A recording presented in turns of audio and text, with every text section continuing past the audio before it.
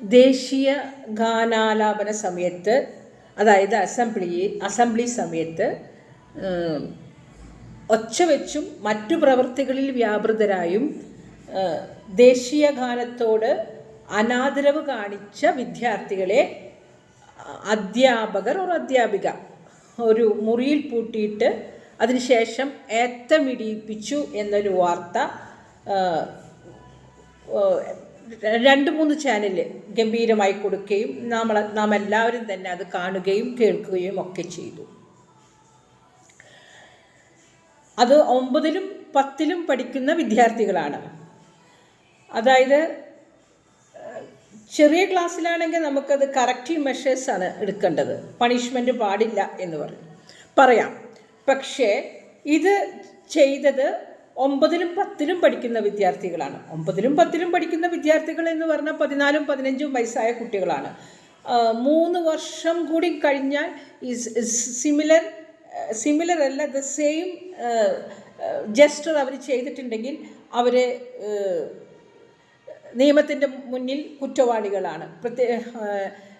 National owner act 1971 പ്രകാരം അതിലെ section, ആ ആക്ടിൻ്റെ സെക്ഷൻ 3 പറയുന്നുണ്ട്, അത് it's A criminal offence, serious offence. 2-3 വർഷം ജയിൽവാസം, ഇംപ്രിസൺമെൻറ്റ് കിട്ടാവും, പിന്നെ പെനാൽറ്റി വേണ്ടി വരും. അപ്പോൾ ഈ 3 അത് തിരിച്ചറിയാൻ പ്രായമായിട്ടുണ്ട് അവർ. കാരണം സുദീർഘകാലം വിദ്യാലയത്തിലെ അസംബ്ലിയിൽ പങ്കെടുത്തവരാണ്. അതിൻ്റെ ഒരു സ്കൂളിൻ്റെ ഭാഗമായ അസംബ്ലിയിൽ അവർ അതിനോട് വളരെ റെസ്പെക്ട്ഫുള്ളി അല്ലെങ്കിൽ വളരെ ഓണറോട് കൂടിയിട്ട് നിൽക്കേണ്ട ഒരു അറ്റൻഷനിൽ നിൽക്കേണ്ട ഒരു സംഗതിയാണ്. അത് കൂടെ പാടണമെന്നില്ല, പക്ഷെ നിശബ്ദമായി റെസ്പെക്ട്ഫുള്ളി അറ്റൻഷനിൽ നിൽക്കണം എന്നുള്ളതൊക്കെ അവരെ ഒരു 8-9 കൊല്ലത്തെ ഒരു ട്രെയിനിങ് കഴിഞ്ഞ് അത് ആർജിച്ച കുട്ടികളാണ് ഇങ്ങനൊരു കൃത്യവിലോപം നടത്തിയിട്ടുള്ളത്. അതുകൊണ്ട് തന്നെ അത് പീനലൈസ് ചെയ്യപ്പെടേണ്ട ഒഫൻസ് തന്നെയാണ്. കുറച്ച് സീരിയസ് ഒഫൻസാണ് കുട്ടികളെ സംബന്ധിച്ചിടത്തോളം. പക്ഷേ അത് അഡോളസെൻ്റ് ഏജിലെ കുട്ടികളാണ്. അത് വളരെ അഡ്വഞ്ചറസ് ആയിട്ടുള്ളൊരു പീരീഡും കൂടിയാണല്ലോ കുട്ടികളിലെ. അപ്പോൾ പിന്നെ വളരെ ഇമ്പൾസീവായിട്ടുള്ളൊരു പ്രായമാണ്. അപ്പോൾ അതുകൊണ്ട് തന്നെ ശിക്ഷിക്കുന്നതിൽ തെറ്റില്ലെങ്കിലും അവലംബിക്കേണ്ട ശിക്ഷാ മാർഗങ്ങൾ വളരെ ശാസ്ത്രീയമായിരിക്കണം. അതല്ലാന്നുണ്ടെങ്കിൽ വിൻഡിക്റ്റീവ് ആവാം, പ്രതികാര ബുദ്ധി ഒക്കെ തോന്നാം. അപ്പോൾ അവിടെ ടീച്ചർക്ക് പാളിപ്പോയിട്ടുണ്ട്. ടീച്ചർക്ക് ശിക്ഷ കൊടുക്കാം. അതായത് ശിക്ഷ കൊടുക്കുന്നതിനെക്കാട്ടി മുന്നേ ടീച്ചർ ഒരു ഡയറിയിൽ ഒരു നോട്ട് എഴുതി കൊടുക്കണം. ഈ കൊടുത്തിട്ടോ അല്ലെങ്കിൽ കൊടുക്കുന്നതിന് മുന്നേ കൊടുത്തതിന് ശേഷമാണെങ്കിൽ your child is penalised for such and such thing എന്ന് പറഞ്ഞ് ആ പേരൻറ്റിനെ കൊണ്ട് ഒരു ഒപ്പ് മേടിച്ച് വരേണ്ടതായിരുന്നു. അവരുടെ ശ്രദ്ധയിൽ അത് പെടുത്തേണ്ടതായിരുന്നു. പെടുത്തതിന് ശേഷം ശിക്ഷ കൊടുക്കാം ടീച്ചർ ശിക്ഷിച്ചിട്ടുണ്ടെങ്കിൽ. പക്ഷേ ടീച്ചർക്ക് ശിക്ഷിക്കണമെങ്കിൽ, പക്ഷെ ടീച്ചർ അതൊന്നുമല്ല. ടീച്ചർ സതുദ്ദേശത്തോടു കൂടിയാണ് ടീച്ചർ അത് ചെയ്തത്. Out of A good intention teacher കുട്ടികളെ കുറച്ച് നേരം അവിടെ പൂട്ടിയിട്ട് ഏത്തം വെടിപ്പിച്ചു. അത് നമ്മൾ ശാസ്ത്രീയമായി നോക്കുകയാണെങ്കിൽ അത് ശരിയായ മാർഗമല്ല, അവലംബിക്കേണ്ട ശിക്ഷാ മാർഗവുമല്ല. പക്ഷേ ടീച്ചർ സതുദ്ദേശത്തോടു കൂടി ചെയ്തപ്പോൾ രക്ഷിതാക്കൾക്ക് ഇത്രയും ഒച്ചപ്പാടും ബഹളവും ഒന്നും ഉണ്ടാക്കേണ്ടതായിട്ടുള്ള ആവശ്യമില്ല. കാരണം 14ഉം 15ഉം വയസ്സായ കുട്ടികൾ 3 വർഷം കഴിഞ്ഞ് കഴിഞ്ഞാൽ അത് കോടതിയുടെ മുന്നിൽ വരുന്നൊരു തെറ്റാണ്. അപ്പോൾ അവർക്കൊരു എഡ്യൂക്കേഷനാണ്, ടീച്ചർ രീതിയിലൊരു എഡ്യൂക്കേഷൻ ടീച്ചർ കൊടുത്തു എന്നുണ്ടെങ്കിൽ അത് നന്നായി പോയി എന്ന് രക്ഷിതാക്കൾക്ക് കരുതേണ്ടതുള്ളൂ. അത് ശാസ്ത്രീയമായൊരു ശിക്ഷാ രീതി അല്ലെങ്കിൽ കൂടി ടീച്ചർ വളരെ ഇന്നസെൻ്റായിട്ട് ചെയ്തതായിരിക്കാം, പക്ഷേ ടീച്ചർ അത് ചെയ്യാൻ പാടില്ലായിരുന്നു എന്ന് തന്നെ ഞാൻ പറയാം. അത്തരമൊരു ശിക്ഷാ രീതിയല്ല അവലംബിക്കേണ്ടത് എന്ന് തന്നെയാണ് ഞാൻ പറയുന്നത്.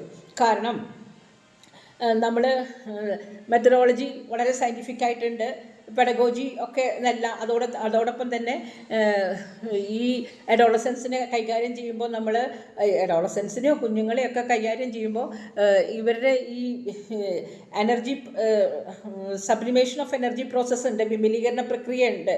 അവരുടെ ഉള്ളിൽ സപ്രസ്സായി കിടക്കുന്ന അല്ലെങ്കിൽ അവരുടെ ഉള്ളിൽ ഡിസ്ട്രക്റ്റീവ് എനർജിയൊക്കെ റൈറ്റ് ചാനലൈസേഷൻ നടത്താനുള്ള ടെക്നിക്സ് ഒക്കെ ടീച്ചേഴ്സിന് അറിയേണ്ടതാണ്. അപ്പോൾ ഞാനൊക്കെ എൻ്റെ പ്രത്യേകിച്ച് ആ പ്രായത്തിൽ എഡോളസൻസ് ഏജിൽ പ്രത്യേകിച്ച് കാരണമൊന്നും വേണ്ട ചിരിക്കാനും പൊട്ടിച്ചിരിക്കാനും ബഹളം വയ്ക്കാനൊന്നും. വെറുതെ ഒരാളുടെ ഒരു ഇപ്പം എൻ്റെ ഒരു കുട്ടിക്കാലത്തൊക്കെ ഞങ്ങൾ 10ൽ പഠിക്കുമ്പോൾ സ്പിൻ ഡ്രോപ്പ് സൈലൻസ് ആണല്ലോ അസംബ്ലി സമയത്ത്. അപ്പോൾ ഇത് ചെല്ലുകയാണ്. ഒരു എൻ്റെ ഒരു ഫ്രണ്ടിൻ്റെ മുഖത്തേക്ക് ഞാൻ പെട്ടെന്ന് നോക്കി അങ്ങോട്ടും ഇങ്ങോട്ടും നോക്കിയപ്പോൾ വളരെ ഇമ്പൾസീവായിട്ടുള്ളൊരു പ്രായമാണല്ലോ. For no reason we burst out into laughter. ഒരു പ്രത്യേകിച്ച് കാരണമൊന്നും വേണ്ട പൊട്ടിച്ചിരിക്കാനായിട്ട്. അപ്പോൾ പെട്ടെന്ന് ആ അസംബ്ലി ടൈമിൽ പിൻ ഡ്രോപ്പ് സൈലൻസ് ആയിരിക്കുന്ന സമയത്ത് എൻ്റെ ഒരു ക്ലോസ് ഫ്രണ്ടിൻ്റെ സുബൈദ എന്ന് പറഞ്ഞൊരു ക്ലോസ് ഫ്രണ്ടിൻ്റെ അവരുടെ മുഖത്തേക്ക് നോക്കിയപ്പോൾ കുറച്ചു നേരം നോക്കിയപ്പോൾ രണ്ടുപേർക്ക് ചിരി അടക്കാൻ പറ്റുന്നില്ല. ഞങ്ങൾക്ക് ചിരി സപ്രസ് ചെയ്യാൻ പറ്റാണ്ടായി. ഞങ്ങൾ രണ്ടുപേരും കൂടി അങ്ങോട്ട് ചിരി പൊട്ടിപ്പോയപ്പോൾ പിൻ ഡ്രോപ്പ് സൈലൻസ് ആയതുകൊണ്ട് മറ്റു കുട്ടികളും കൂടെ ചിരിച്ചു. എന്താ കാരണമില്ല, കാരണം അതൊരു ആ പ്രായത്തിൻ്റെ അതിങ്ങനെ ഒരു കണ്ടാജിയൻ പോലെ അങ്ങോട്ട് എല്ലാവരും കൂടി ചിരിച്ചു. ഒരു കുട്ടി ചിരിച്ചു, അതോടുകൂടി എല്ലാവരും കൂടി ചിരിച്ചു. അവർക്ക് ബോധപൂർവം അസംബ്ലി കൊളാക്കണമെന്നോ അസംബ്ലിക്ക് ഒരു ദോഷം വരുത്തണമെന്നോ ഹാം ചെയ്യണമെന്നോ എന്നുള്ള ഉദ്ദേശത്തോടു കൂടിയല്ല, റെസിസ്റ്റ് ചെയ്യാൻ പറ്റില്ല ലാഫ്റ്റർ. അപ്പോൾ എല്ലാവരും കൂടി ഒരുമിച്ച് ചിരിച്ചു, അത്രേ ഉണ്ടായിട്ടുള്ളൂ. എന്താ കാരണം എന്ന് വെച്ചാൽ ആർക്കും അറിയില്ല. നമ്മുടെ ഫ്രണ്ടിനെ നോക്കി, അപ്പോൾ അങ്ങോട്ടും ഇങ്ങോട്ടും നോക്കിയോട് കൂടി പൊട്ടിച്ചിരിക്കാൻ തോന്നി. ഒരാൾ പൊട്ടിയപ്പോൾ എല്ലാവരും കൂടി ആ ചിരിയുടെ മാലപ്പടക്കായി. ശരിക്കും പറഞ്ഞാൽ ടീച്ചർക്ക് അത് ഭയങ്കരമായിട്ട് ടീച്ചർ ഒഫൻഡായി. അങ്ങനെയൊക്കെ ഇഷ്യൂസ് ഉണ്ട്. അതൊക്കെ അവിടെ വെച്ച് അവസാനിപ്പിച്ചു എന്നുള്ളതാണ്. പിന്നെ ചിരിക്കാൻ ഞങ്ങൾക്ക് അറിയാഞ്ഞിട്ടല്ലല്ലോ നാഷണൽ ആന്തം സമയത്ത് ചിരിക്കാൻ പാടില്ല എന്നൊക്കെ അറിയാം. പക്ഷെ വളരെ ഇമ്പൾസീവായിട്ടുള്ളൊരു പ്രായമാണ് അത്. അപ്പോൾ അതൊന്നും സ്കൂളിലേക്ക് ക്യാരി ഫോർവേഡ് ചെയ്യുകയോ ഒന്നും ചെയ്തില്ല. അവിടെ ടീച്ചർ കുറച്ച് ബഹളം വെച്ചു, ചീത്ത പറഞ്ഞു, ഞങ്ങൾ പേടിച്ചു ഇരുന്നു. പിറ്റേ ദിവസത്തോട്ട് ഞങ്ങൾ അത് മറന്നു.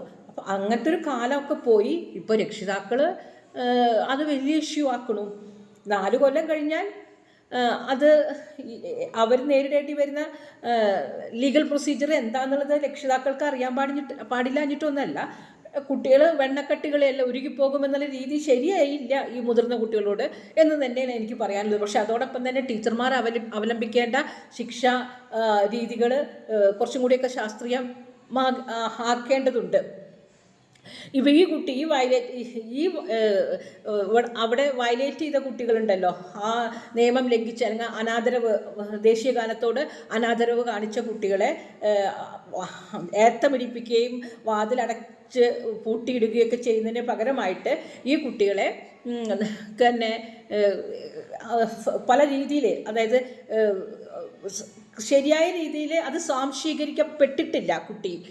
അതായത് ദേശീയ ഗാനം ആദരിക്കപ്പെടേണ്ട ഒന്നാണ്, അത് ആലാപന സമയത്ത് അറ്റൻഷനിൽ നിൽക്കണം എന്ന നിയമം കുട്ടി ശരിയായ രീതിയിൽ സ്വാംശീകരിക്കപ്പെട്ടിട്ടില്ല എന്ന് മനസ്സിലാക്കുകയാണെങ്കിൽ കുട്ടിയെ ആ വയലേറ്റ് ചെയ്ത കുട്ടികൾക്കൊക്കെ നമുക്ക് ശിക്ഷ രീതികൾ വേറെ രീതിയിൽ കൊടുക്കാമായിരുന്നു. എങ്ങനെയാ അതെന്താണെന്ന് വെച്ചാൽ ഈ കുട്ടികളെ കൊണ്ട് തന്നെ ഒരാഴ്ച കണ്ടിന്യൂസ് ആയിട്ട് അസംബ്ലി എടുക്കാൻ പറയണം. അതിൽ ദേശീയഗാനം അടക്കം ഇവരെ കൊണ്ട് തന്നെ ചെല്ലിപ്പിക്കണം എന്നുള്ളൊരു രീതി എന്നൊരു പണിഷ്മെൻ്റ് എടുക്കാം. അതും അല്ലെങ്കിൽ സോഷ്യൽ സയൻസിലെ ഈ പീരീഡ് ഇതിനെക്കുറിച്ചിട്ടുള്ളൊരു റിഫ്ലക്റ്റീവ് എസ്സേ എഴുതി അത് അവതരിപ്പിക്കാൻ പറയാം. അപ്പോൾ ഇതൊക്കെ ഒരു അവയർനെസ് പ്രോസസ്സും കൂടിയാണ്, ഒരു എഡ്യൂക്കേഷനും കൂടിയാണ്. അപ്പോൾ കുട്ടിക്കറിയാം അത് തൻ്റെ പ്രവൃത്തിയും അല്ലെങ്കിൽ തൻ്റെ ജസ്റ്ററും അതിൻ്റെ കോൺസിക്വൻസസും, അതായത് അതിൻ്റെ പരിണിത ഫലവും തമ്മിലുള്ള കണക്ഷൻ കുട്ടിക്ക് പിടികിട്ടും. ഇന്നത് ചെയ്ത ഇന്നതാണ്, അതിൻ്റെ സീരിയസ്നെസ് ഓഫ് ഒഫൻസും കുട്ടിക്ക് പിടികിട്ടും. അപ്പോൾ അതുപോലെയൊക്കെ തന്നെ കമ്മ്യൂണിറ്റി സർവീസ് ചെയ്യിപ്പിക്കാം കുട്ടീനെ കൊണ്ട്. ആ വയലേറ്റ് ചെയ്ത കുട്ടികളെ കൊണ്ട് കമ്മ്യൂണിറ്റി സർവീസ് ചെയ്യിപ്പിക്കാം. അതോ അല്ലെങ്കിൽ സോഷ്യൽ അവയർനെസ് പ്രോഗ്രാം ഉള്ള ദിവസങ്ങളിൽ ഈ കുട്ടികൾക്ക് അനുവദിച്ച സമയം, ക്ലീനിങ്ങിൻ്റെ ഒക്കെ അനുവദിച്ച സമയം ഓൾറെഡി ചെയ്ത് കഴിഞ്ഞിട്ടുണ്ടെങ്കിലും ഒരു 2-3 പ്രാവശ്യം ഇവരെ കൊണ്ട് മാത്രമായിട്ട് അത് ചെയ്യിപ്പിക്കാം. പിന്നെ അതും അല്ലെങ്കിൽ ഏതെങ്കിലും ക്ലാസ് അവർക്ക് പോർഷൻസ് കൊടുത്തിട്ട് ഈ ക്ലാസ് നിങ്ങൾ എടുക്കണമെന്ന് അവരെ കൊണ്ട് ചെയ്യിപ്പിക്കാം. അപ്പോൾ അങ്ങനെ കൂടുതൽ അവരെ റെസ്പോൺസിബിൾ ആക്കാം. അപ്പോൾ തങ്ങൾ ചെയ്ത ജസ്റ്റർ വളരെ, അല്ലെങ്കിൽ തങ്ങളുടെ ഭാഗത്ത് വന്ന വീഴ്ച വളരെ ഗൗരവമായ ഒന്നാണെന്നും അതിൻ്റെ പ്രത്യാഘാതങ്ങൾ വളരെ വലുതാണെന്നും എഡ്യൂക്കേറ്റ് ചെയ്യാൻ ഒതുങ്ങുന്ന രീതിയിലുള്ള പണിഷ്മെൻ്റാണ് കൊടുക്കേണ്ടിരുന്നത്. ഇതിപ്പോൾ ടീച്ചറോട് റിവെഞ്ച്ഫുള്ളാവും, കുറച്ച് പ്രതികാര ബുദ്ധി വരും, കാരണം അവരുടെ പ്രായം അതാണ്.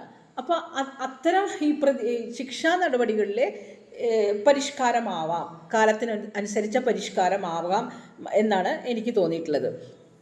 അപ്പോൾ ഈ ടീച്ചേഴ്സ് ചിലപ്പോൾ ഒട്ടും അപ്ഡേറ്റഡ് ആയിട്ടില്ല, അവർ പഴയ ഒരു സാമ്പ്രദായികമായ അധ്യയന രീതിയൊക്കെ എടുത്തതാവാം. ഇപ്പോൾ ടീച്ചറും പഠിച്ചിട്ടുണ്ടാവും ഇത്തരം പണിഷ്മെൻറ്റ് അവരുടെ ഒരു സ്വപ്നത്തിൽ പോലും അവർ കരുതിയിട്ടുണ്ടാവില്ല ഇത് ഇത്രയും വലിയൊരു വാർത്തയാകും എന്നുള്ളത്. അപ്പം അതുകൊണ്ട് അവരും പഠിച്ചിട്ടുണ്ടാവും ഈ സെയിം തിങ് തന്നെ. എന്താണ് അവരുടെ ഈ പ്രവൃത്തിയുടെ അല്ലെങ്കിൽ അവരുടെ ബിഹേവിയർ പാറ്റേണിൻ്റെ കോൺസിക്വൻസസ് വളരെ വലുതാണെന്ന് അവരും കുട്ടികളോടൊപ്പം പഠിക്കുന്നേ ഉള്ളൂ. അപ്പോൾ ഈ അഡോളസൻ്റ് ഏജിലെ കുട്ടികളെ കൈകാര്യം ചെയ്യാൻ കുറച്ചും കൂടി ഇൻ്റലക്ച്വലായിട്ട് അല്ലെങ്കിൽ കുറച്ചും കൂടി യുക്തിപൂർവമായി കൈകാര്യം ചെയ്യേണ്ടതാണ്. അല്ലാതെ വികാരം പൂർവ്വം അല്ലെങ്കിൽ വികാരം ഭരിക്കാൻ പാടില്ലല്ലോ അധ്യാപകർക്ക്. അവിടെ ഒരുപാട് കോഗ്നിറ്റീവും ഇമോഷണലും സോഷ്യൽ ചേഞ്ചസൊക്കെ നടക്കുന്നൊരു സമയമാണല്ലോ ആ സമയത്ത്. അത്തരം കുട്ടികളെ കൈകാര്യം ചെയ്യുമ്പോൾ കുറച്ച് ജാഗ്രത പുലർത്തേണ്ടതായിരുന്നു. അവരെ മാത്രം മറ്റത് ഗ്രൗണ്ടിങ് ആണ് ചെറിയ പ്രായങ്ങളിലൊക്കെ. അതായത് ട്രെയിൻ ചെയ്ത് വരേണ്ട ഒരു സമയമുണ്ടായിരുന്നു. ആ ട്രെയിനിങ് പ്രോപ്പറായിട്ട് കിട്ടാത്തത് കൊണ്ടാണല്ലോ ഈ കുഞ്ഞുങ്ങൾ ഇവിടെ എത്തുമ്പോൾ അത് വയലേറ്റ് ചെയ്യപ്പെട്ടത്. അല്ലെങ്കിൽ ഇവരെന്തേ കാണിക്കുന്നത്, ഭയങ്കരമായിട്ടൊരു ഡിസിപ്ലിനും ഒരു അസംബ്ലിയും ഒരു നാഷണൽ ആന്തം എന്ന് പറഞ്ഞിട്ടുള്ള അതിനോടൊരു സ്നേഹിക്കുന്നതിന് പകരം കുട്ടികൾ അതിനെ വെറുക്കാൻ തുടങ്ങിയിട്ടുണ്ട്. അത് ഒരു തരം അടിച്ചേൽപ്പിക്കലാണെന്ന് തോന്നിയത് കൊണ്ട് കുട്ടികൾ അതിനെ വെറുക്കാൻ തുടങ്ങി. അതിൻ്റെ ഒരു പ്രതിഷേധം കൂടി ആയിരിക്കാം ഇത് അവർ ഈ ജസ്റ്റർ കൊണ്ട് അവർ ഉദ്ദേശിച്ചത്. അപ്പം ഇതിൽ നിന്ന് എന്താണ് മനസ്സിലാക്കുന്നത്? പ്രതിഷേധം കൊണ്ടും അല്ല നിരോധനം കൊണ്ടും അടിച്ചമർത്തൽ കൊണ്ടും അതല്ലെങ്കിൽ അടിച്ചേൽപ്പിക്കുന്നത് കൊണ്ടും ഇവിടെ ഒന്നും മാറിയിട്ടില്ല. ഒരു നിയമവും ഒന്നും ഹാബിറ്റും ആവുന്നില്ല. അപ്പം നമ്മൾ കുറച്ചും കൂടി ശാസ്ത്രീയമായ രീതികൾ അവലംബിക്കുകയാണെങ്കിൽ മാത്രമേ, അല്ലെങ്കിൽ എഡ്യൂക്കേറ്റ് ചെയ്യുകയാണെങ്കിൽ മാത്രമേ, അവയർനെസ് കൊടുക്കുകയാണെങ്കിൽ മാത്രമേ എന്തെങ്കിലുമൊക്കെ സ്വാംശീകരിക്കപ്പെടുള്ളൂ എന്നാണ് ഇതിൽ നിന്ന് മനസ്സിലാകുന്നത്. അപ്പോൾ അധ്യാപകർ കുറച്ചും കൂടിയൊക്കെ ശാസ്ത്രീയമായ ശിക്ഷാരീതികൾ അവലംബിക്കേണ്ടിയിരിക്കുന്നു എന്നുള്ളതാണ് എനിക്ക് മനസ്സിലായത്. അപ്പോൾ ഇത്തരം ഒരു ജസ്റ്റർ കൊണ്ട് out of their good intention അവർ ചെയ്തതിനെ അവരെ മാനസികമായി തളർത്തേണ്ടിയിരുന്നില്ല രക്ഷിതാക്കൾക്ക്. കാരണം വെണ്ണക്കട്ടികളല്ല, വീണ്ടും പറയുന്നു,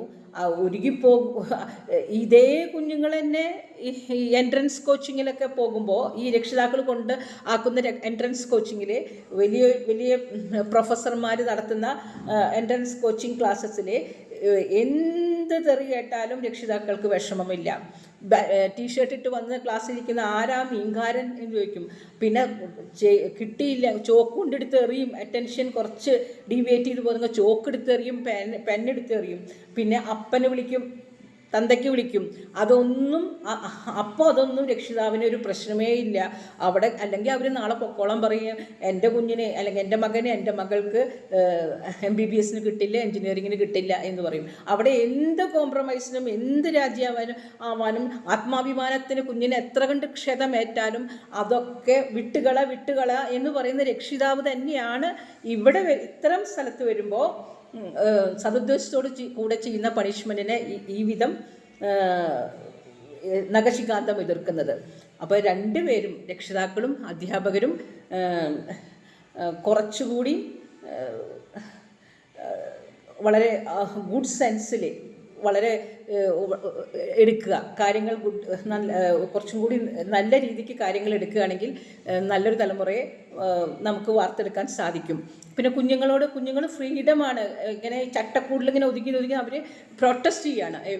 അപ്പോൾ ആ ഫ്രീഡം എന്ന് പറയുന്നത്, ഫ്രീഡം എല്ലാവർക്കും വേണം, but your freedom ends where others nose begins എന്ന് കുഞ്ഞുങ്ങളെ ചെറുപ്പത്തിൽ പറഞ്ഞു കൊടുക്കാത്തതിൻ്റെ, അല്ലെങ്കിൽ അത് ആ ഗ്രൗണ്ടിങ് അതിൽ പരാജയപ്പെട്ടതിൻ്റെ റിഫ്ലക്ഷൻസും ആണ് ഇതൊക്കെ. അപ്പോൾ കുഞ്ഞുങ്ങളെ ഏറ്റവും കൂടുതൽ എഡ്യൂക്കേറ്റ് ചെയ്യുമ്പോൾ ഏറ്റവും കൂടുതൽ പറഞ്ഞു കൊടുക്കേണ്ടത് your freedom ends where others nose begins. നിൻ്റെ സ്വാതന്ത്ര്യം മറ്റുള്ളവരുടെ മൂക്കിൻ തുമ്പത്ത് വരെ ഉള്ളൂ എന്നുള്ളതാണ്. കുറച്ചും കൂടിയും നല്ല രീതിയിൽ ശാസ്ത്രീയമായ രീതിയിലുള്ള ശിക്ഷാമാർഗങ്ങൾ 14-15 വയസ്സുള്ള കുട്ടികൾക്ക് കൊടുക്കാൻ നമുക്ക് കഴിയട്ടെ. കാരണം കറക്റ്റീവ് മെഷേഴ്സ് അല്ല നമുക്കവിടെ. കറക്റ്റീവ് മെഷേഴ്സൊക്കെ ഒരു 13-14 വയസ്സ് വരെ കറക്റ്റീവ് മെഷേഴ്സ് എന്ന് പറയാൻ പറ്റുള്ളൂ. പിന്നെ കുറേശ്ശൊക്കെ പിനലൈസ് ചെയ്യണം. പിനലൈസ് ചെയ്താൽ തന്നെയാണ് അറിയുള്ളൂ. പക്ഷേ എങ്ങനെ പിനലൈസ് ചെയ്യുന്നു എന്നുള്ളതിലാണ് കാര്യം. നന്ദി, നമസ്കാരം.